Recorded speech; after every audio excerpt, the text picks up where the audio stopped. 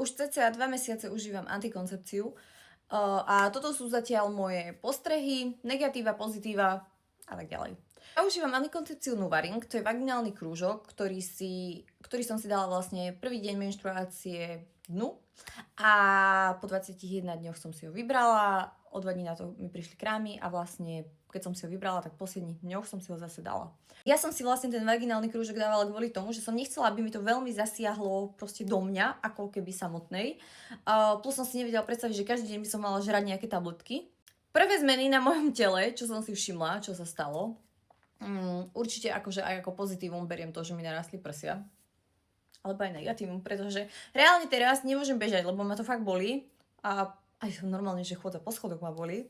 Zlepšila sa mi pleť, ale ako by som to povedala, tie červené výrážky už nemám, ale krupičku mám stále na tvári. Čo sa týka menštruácie, tá bola bezbolestná, nič ma nebolelo, ani som nevedela, že ju mám, čiže toto tiež super. Negatívum, čo som si všimla, je, že som proste taká, ako by som to povedala, zavodnená, alebo taká, ja neviem. Ono, aj do tváričky, možno ste si to aj všimli, možno nie. Som taká, no, ale neberiem si z toho ťažkú hlavu, pretože viem, že je to z tej antiky, viem, že keď ju vysadím, už taká nebudem.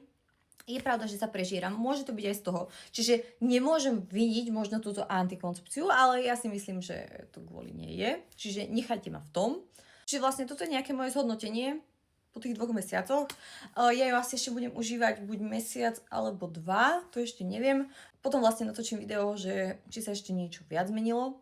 Čo sa týka povahy, tak stále mi asi tak drbá, ako mi drbalo aj predtým. Asi hej. Ale s týmto krúžkom som úplne, že totálne spokojná. Musím si zaklopať. Ja nevravím, že antikoncepcia je dobrá, ja viem, že je to svinstvo, ale samozrejme nahrám aj video, čo bude po vysadení.